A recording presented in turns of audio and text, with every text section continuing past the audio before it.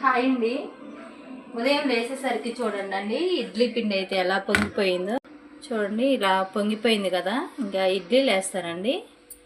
పెట్టేస్తున్నాను. ఇడ్లీ వాటర్ మరిగేలోపు ఇడ్లీ పెడతానండి.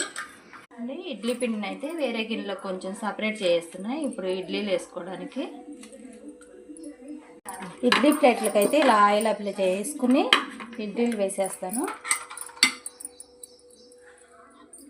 చూడండి, ఇలా ఇడ్లీలు కూడా పెట్టేస్తున్నా.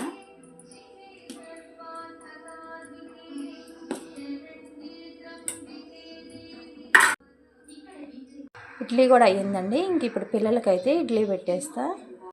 పిల్లలకైతే ఇలా ఇడ్లీలు అయితే పెట్టేస్తున్నానండి కింద.